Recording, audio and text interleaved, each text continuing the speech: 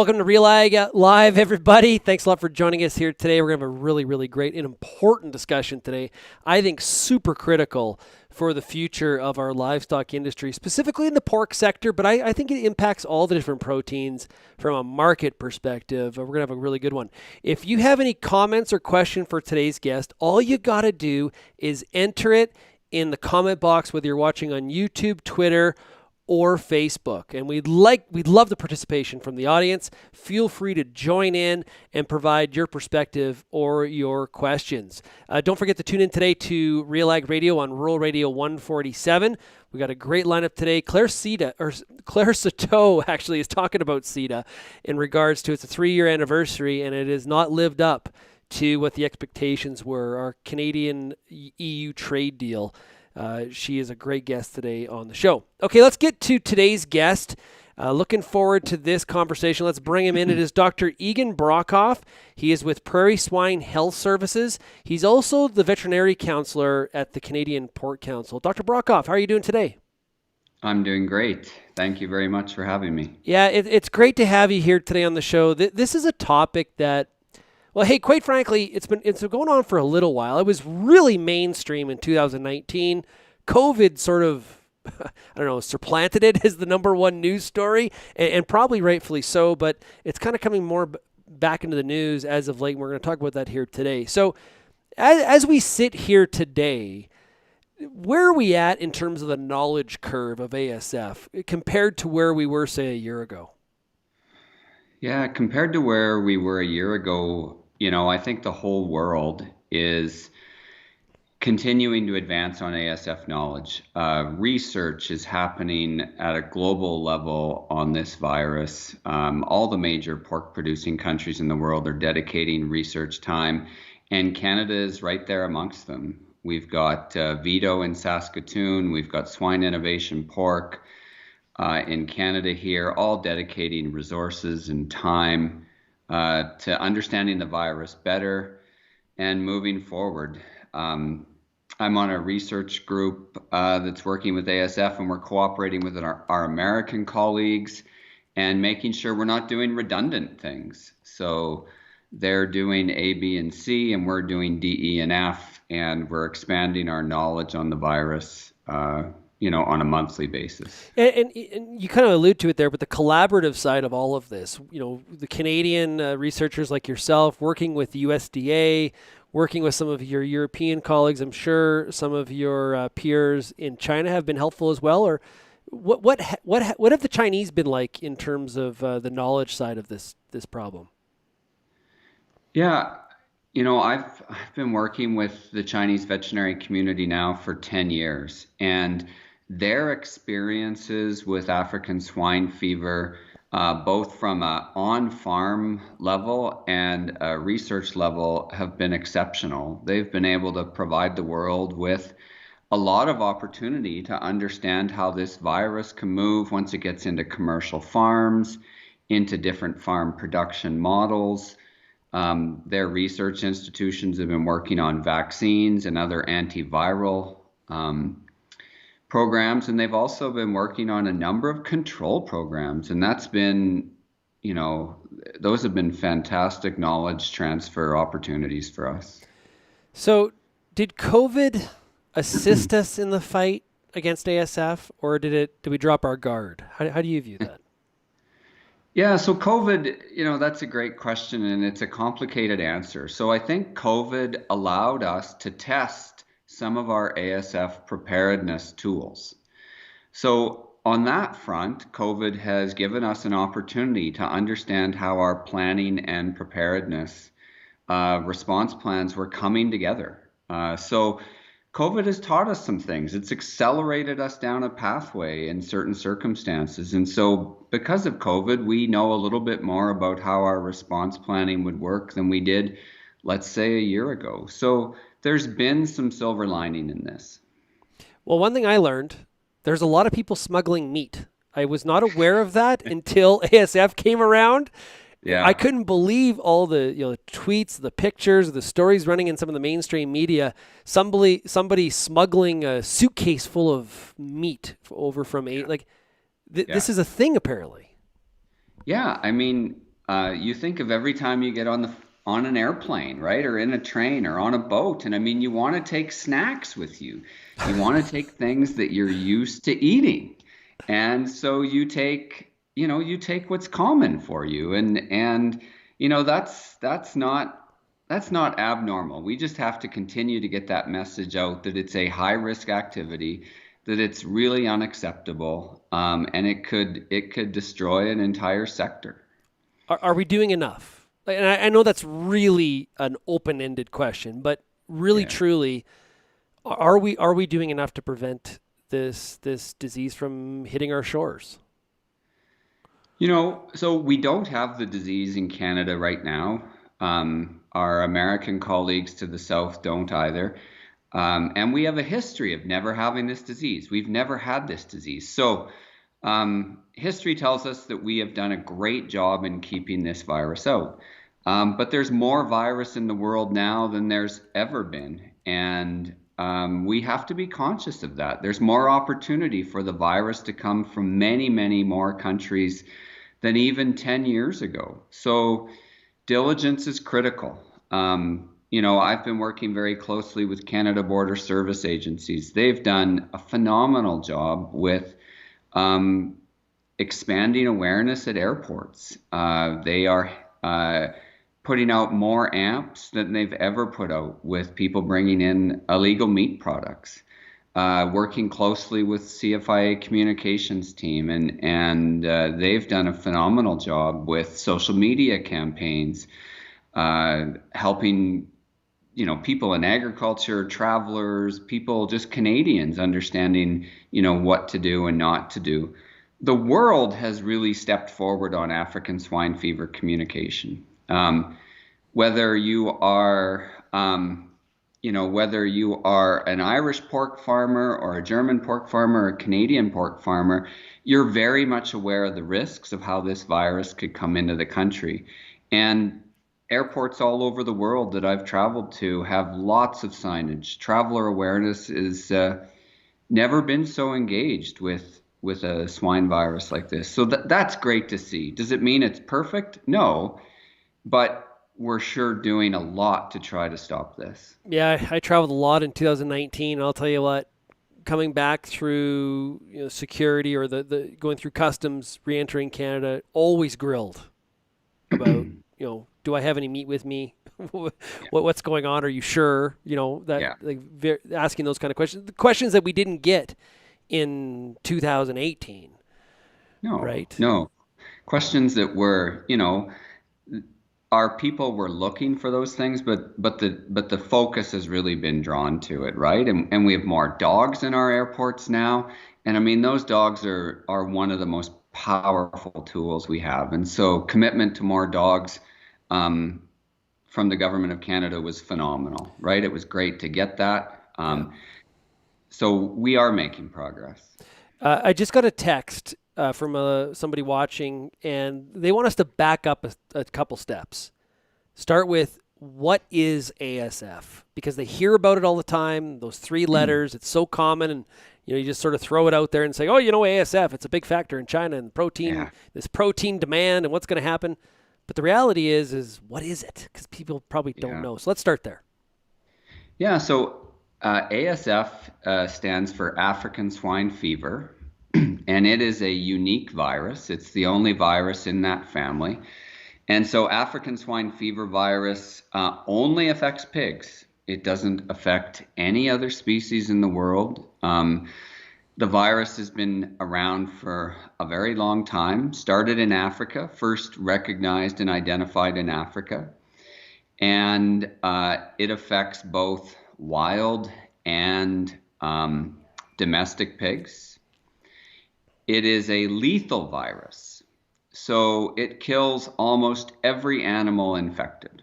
It kills 90% plus of every animal infected. But it's not a very infectious virus. It doesn't move very fast. It's slower than molasses. And so good biosecurity can really stop this virus from moving. So this is one of those viruses that I'd like to say it's extremely lethal, but it's not very infectious.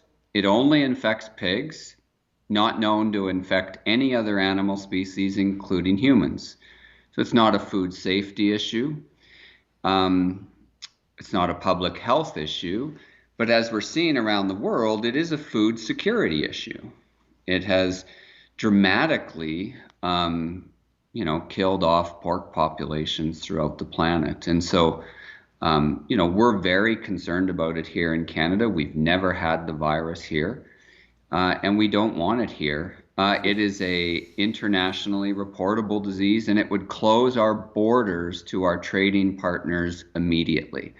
And that's what really, really scares us, is that even if we get one pig infected in the middle of the country, the whole country's closed off from all market access. It gives me nightmares about back to BSE, like totally different disease, but like it's that kind of market impact that makes me, just reminds me of that. Where what do we do? Well, it just would have so much from a farm profitability standpoint. It would just have such detrimental effects. Yeah, absolutely. Nothing like BSE at all as a disease, but its market impact would be detrimental. Everyone in the value chain, whether it be the farm family that has their own pigs, to the processor, the transporter, the truck washes, the feed mills, we export 70% of our pork production. So this would have a massive impact on the Canadian economy and the Canadian agriculture economy. So we need to work hard to keep this out. Lindsay's watching on Facebook, and she says, how similar or different are ASF and PED regarding spread and mortality? Yeah, so they're way different, Lindsay. PED is a highly infectious virus, and ASF is not a highly infectious virus. PED causes high mortality in piglets less than 10 days of age, mortality approaching 100%. But then pigs greater than 2 weeks of age and adults, they get diarrhea, they vomit. But this virus, PED virus, doesn't kill pigs near to the extent. ASF is not an infectious virus, so it's super slow moving. If you put it into a barn, it takes months and months. It takes months for the pigs to all contract the virus. If we look at what's happened in China, if we've looked at what's happened in other countries, it's an extremely slow-moving virus in a population, but anyone infected will die. It's highly lethal. So no matter what age, it's a lethal virus.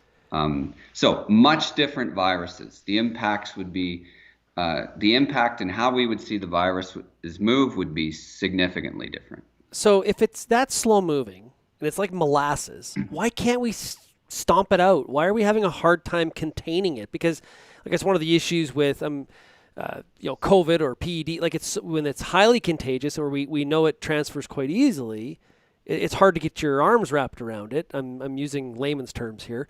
But from ASF standpoint, why haven't we not been able to kind of corral it and make this not an issue anymore? Yeah, so ASF is always described as a human-driven disease. Human behavior moves this virus throughout animal populations. So, when this virus was first introduced into Georgia in 2007, there was probably a significant opportunity to stamp the virus out right away. But the virus was sort of allowed to move. People moved pigs around. People moved infected meat around. And the virus was just sort of allowed to escape, if you will. But humans move this virus, right? Putting pigs on trucks and taking them without knowing their health status. So that's a big factor. Once this virus gets into a wild pig population, that's a real challenge. Now, we're very fortunate. We don't have this virus in any of our wild pigs in North America. But if you look at how the virus has moved throughout Eastern Europe, wild pigs, wild boar, which are native to that continent, have really played a significant role as being a major reservoir for the virus. Today, So, oh, go ahead. yeah, no, go ahead, Sean. I was just going to say that was my next question was the wild pig population, and it is a major concern. I've interviewed before Dr. Ryan Brook from University of Saskatchewan, where he is really concerned about the growing population and our maybe lack of aggressiveness in trying to deter that growth in the population of wild pigs. Are, are you more concerned about the wild pig side of this, or like because you can't control that side? But we have biosecurity in our on our regular commercial barns, and we seem to be doing a good job there. But I would expect you're more concerned about the wild pigs, the wild boar and pig side. No. Yeah, I we need to address our wild pig population in Canada, right? It is a potential reservoir for the virus. Thankfully, our wild pig population is free of that virus. But if we look at what has happened in Eastern Europe, for example, even if we look at what's happened in Belgium and now Germany, right? Wild pigs, once they have the virus, borders close. Even though the commercial herd is compartmentalized away, there's lots of biosecurity. Getting the virus into those wild pigs would be detrimental. We need to do more on wild pig surveillance. We need to understand where they are, and we need to continue to advocate for their elimination. Eurasian wild boar are not native to Canada. They are an introduced species, and they've become an invasive species, and they're a fantastic invasive species. They're highly prolific, and so absolutely, we need to get ahead of that curve. So is one of the things that prevents it from getting into the wild boar population the fact that because you said it's a human transferable disease, humans don't have a lot of contact with the wild population? Is that probably a good thing to prevent this from spreading as fast as it possibly could, or am I missing out there? No, I mean, if we, I think you've nailed it. Our interactions with wild pigs are pretty minimal. We don't see a lot of reports from Canadians interacting with wild pigs. We see some reports, and those reports are concerning to us. We see a growing wild pig population. That's concerning to us. But right now, we have a pretty high health wild pig population in Canada. Ideally, I would like to eliminate all wild pigs from Canada. But in the time that it will take us to get there, if that's achievable, we just need to continue to build this fortress all around Canada, all around North America. We want to keep this virus off the continent and do everything we can, whether that's informing travelers, reducing imports of pork from affected or eliminating imports of pork from countries that become newly infected, watching what happens with our feed ingredients. We've been doing a lot of work on how virus can move through different channels like uncooked meat or through feed ingredients. We know the virus loves to hang out in soy products. And so if we're importing soy products from positive countries, are we making sure that there's no virus in those products? And so just doing everything we can to understand how could the virus enter Canada and what can we do to stop that from happening? And under a microscope for the last 2 years, we've been doing that. Yeah. All of a sudden, Germany has some cases, and that's kind of brought this back into the mainstream. I always find COVID was kind of like this too, where when it's over in China, it's like, long ways away. It just feels so far. You get to Europe, we're getting a little bit closer. It's kind of brought this all back into the radar again, I think. Is that fair? Yeah, absolutely. Absolutely. I mean, you have to feel for, German pig farmers, right? And the impact this virus has had on them. The virus has only been discovered in a handful of wild boar right near the Polish border. Belgian, same situation, right? A handful of boar discovered early on. They contained the area. The virus moved through the area and ended up killing hundreds of wild boar, but no commercial farms were affected. And in Germany, no commercial farms have been affected, but the whole industry has suffered because a handful of wild pigs have been affected. And so, um, we need to take what we're seeing in Germany, what we've seen in Belgium, extremely serious because that could happen to us. Yeah. And I don't want to get outside your wheelhouse, so just tell me if we are. But I remember one time talking to Dr. Brook, and he talked about how this whole concept of like we can just hunt all the wild pigs and we're gonna eradicate them that way is kind of is not necessarily time well spent. Maybe that's the best way to put it. Yeah, I think, and actually this morning there was a joint session between Canada and the United States, the USDA, APHIS, and CFIA, and the provinces and industry on wild boar eradication, wild boar management. So, we're working with our US colleagues to try to better understand what we need to do for control and eradication. But one of the clear things that's emerged is hunting, and hunting activities can disperse pigs.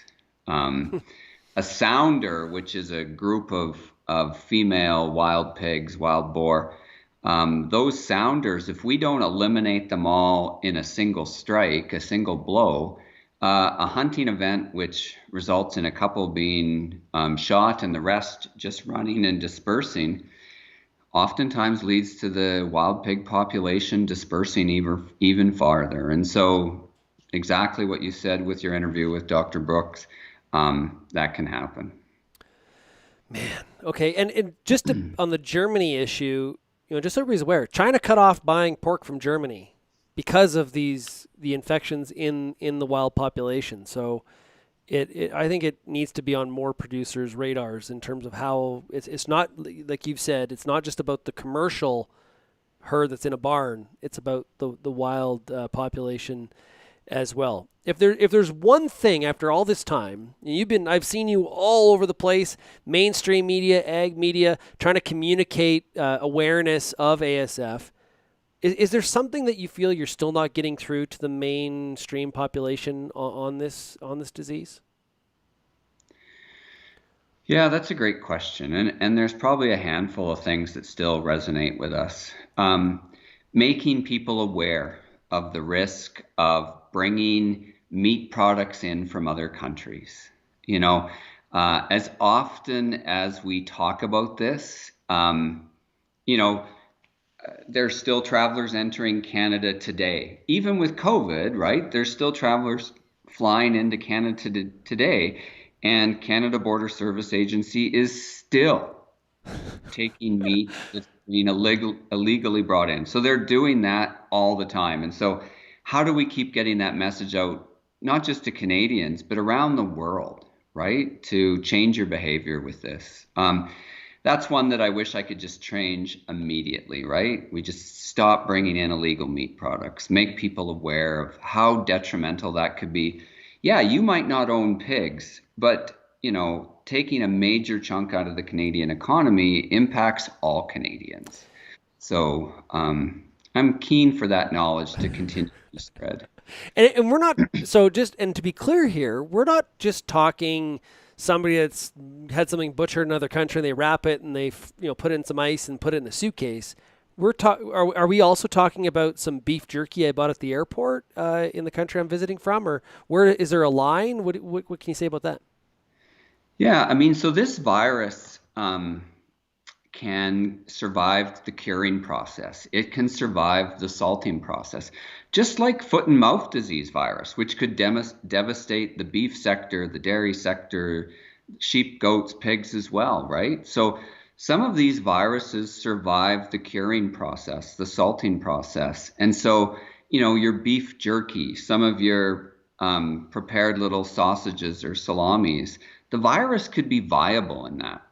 If we look back to the last time Canada had foot and mouth disease virus, that was someone who brought a sausage over from Europe, didn't eat it, threw it out into the backyard to their pigs. And so that would be my sort of second big reminder to everyone. don't feed meat scraps to your backyard pigs.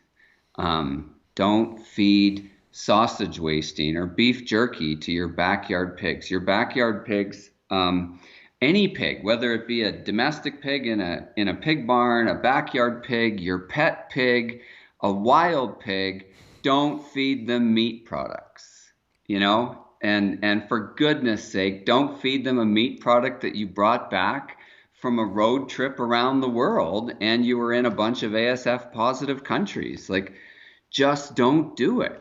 Yeah. Here, little buddy. Here's some Korean sausage. No, don't do Yeah. that. Absolutely not. Don't do that. That's bad. I just totally lost my train of thought. What I was going to ask you next about that. So, is there any other things you want to pass on in terms of what people need to be aware of? Yeah, we've got some fantastic projects on our planning and preparedness side that I'd love people to be aware of. Canada continues to work on zoning agreements with trading partners. That's critical. We have a National Biosecurity Committee meeting to update our 2010 biosecurity standards. And that biosecurity work very much will help with keeping disease off farms. We're working on backyard pig producer projects to help people that just have 1 or 2 pigs or 10 pigs or maybe 100 pigs outdoors to help them understand the risks. We've got a fantastic project going with compartmentalization, and that is a project where we take farms and we really just create compartments of disease-free farms, and we test them routinely, and they pre-report that they're ASF free. So in the event of a disease, they're already pre-reporting that they're ASF free, and that could potentially keep trade moving. So there's just so many great projects happening right now, and that are not just applicable to Canada's pork producers. They're applicable to Canada's livestock sector because we're learning how we're going to manage a foreign animal disease challenge. Do we have any idea, truthfully, how many pigs had to be destroyed in China? No, we don't. It's difficult to know how many pigs were destroyed. It's difficult to know how many pigs were just marketed immediately. Like I said, you get that first affected pig in a pig barn. There's an opportunity to just market the rest of the population, because remember, this is a slow-moving disease. It doesn't take hours or days or even weeks to move through the barn. It can take a couple months. And so it's really hard to know. But in speaking with colleagues from all around the world, Southeast Asia and countries, they're reporting, devastatingly high numbers lost. Yeah, in 2019, we saw the World Pork Expo canceled. It was, of course, canceled this year again, but it was due to COVID. But yeah. Is this something that in 21 and 22 we're still going to be talking about as an active problem, or will we be talking about it more from the past tense? No, in 2021, 2022, we are still going to be talking about African swine fever. This virus continues to find new pigs to affect every week in Southeast Asia. We continue to see the virus move in Eastern Europe. We continue to see countries like Germany, where the virus has moved into their wild pig population. So in 2021, 2022, we are still going to be talking about this virus, and we are still going to be all hands on deck to try to keep this virus out of Canada. Okay, I really appreciate it, Dr. Brockhoff. This has been fantastic. Such great insight. You really are the Canadian lead in terms of knowledge and trying to make sure people are informed inside agriculture as well as in the mainstream bubble as well. So I really appreciate you joining us here today. Yeah, thank you very much for having me on. It was great to be able to share this information. Great stuff. Okay, we're going to post this as well at realagriculture.com, everybody. So if you missed the beginning or a piece of it, you can check it out there for sure. I want to remind everybody that we're on RealAg Radio today on Rural Radio 147 at 4:30 Eastern, 2:30 Mountain. Tomorrow on RealAg Live, we're going to have some fun. We're going to talk to Marcel from Chop Steakhouse. They just put CRSB, the Canadian Roundtable for Sustainable Beef, they just put the logo on the menu. And so he's going to talk about why that's critical and how they explain that to the people that come into the restaurant and how that's going to build beef demand going forward. So you're not going to miss that. As well, on Thursday on RealAg Live, Kara Oosterhouse will be in this chair, and she'll be talking to Jeremy Boychin of Alberta Wheat about some Western Canadian agronomy issues. Thanks, everybody, for getting real and getting connected with RealAg Live, and we'll chat again tomorrow. Cheers, everybody.